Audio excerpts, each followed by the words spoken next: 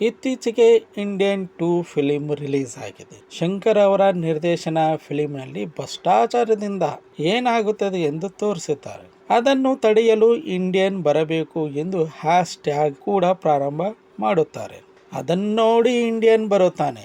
ಬಂದು ಇಂಡಿಯನ್ ಹೇಳುತ್ತಾನೆ, ಕೇವಲ ಭ್ರಷ್ಟಾಚಾರ ಹೊರಗಿನಿಂದ ಹೋಗಲಾಡಿಸಲು ಆಗುವುದಿಲ್ಲ, ಮನೆಯಿಂದಲೇ ನಿರ್ಮೂಲನೆ ಮಾಡಬೇಕಾಗುತ್ತದೆ ಎಂದು ಹೇಳುತ್ತಾರೆ.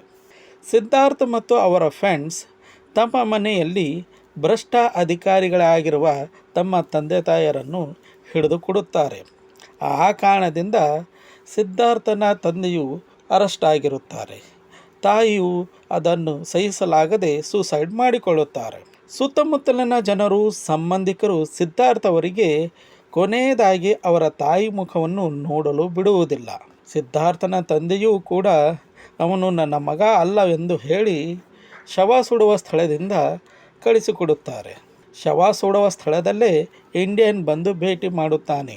ಸಿದ್ಧಾರ್ಥ್ ಅವರು ಹೇಳುತ್ತಾರೆ, ನಾನು ನಿನ್ನನ್ನು ಕರೆದಿದ್ದೆ, ಈಗ ನೀನು ಬಹಳ ಅಪಾಯಕಾರಿ, ಯು ಗೋ ಬ್ಯಾಕ್ ಎಂದು ಹ್ಯಾಶ್ ಟ್ಯಾಗ್ ಪ್ರಾರಂಭವಾಗುತ್ತದೆ.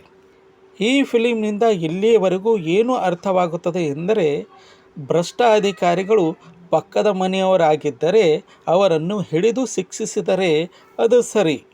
ಭ್ರಷ್ಟ ಅಧಿಕಾರಿಗಳು ನಮ್ಮ ತಾಯಿ ತಂದೆ ಸಂಬಂಧಿಕರಾಗಿದ್ದರೆ ಅವರನ್ನು ಹಿಡಿದು ಶಿಕ್ಷಿಸಿದರೆ ಅದು ತಪ್ಪು ಅನ್ನುವ ರೀತಿ ಹೇಳಿದಂತಿದೆ. ಅಂದರೆ ಪಕ್ಕದ ಮನೆಯ ರೇಪಿಸ್ಟನಿಗೆ ಶಿಕ್ಷೆಯಾಗಲಿ, ನಮ್ಮನೆಯಲ್ಲಿ ರೇಪಿಸ್ಟ್ ಇದ್ದರೆ ಅವನಿಗೆ ಶಿಕ್ಷೆ ಆಗಬಾರದು ಎಂದು ಹೇಳಿದಂತೆ ಇದೆ. ಮುಂದಿನ ಭಾಗದಲ್ಲಿ ಇಂಡಿಯನ್ 3ರಲ್ಲಿ ನಿರ್ದೇಶಕ ಶಂಕರ್ ಅವರು ಏನು ತೋರಿಸುತ್ತಾರೆ ಎಂದು ಕಾದು ನೋಡಬೇಕಾಗಿದೆ.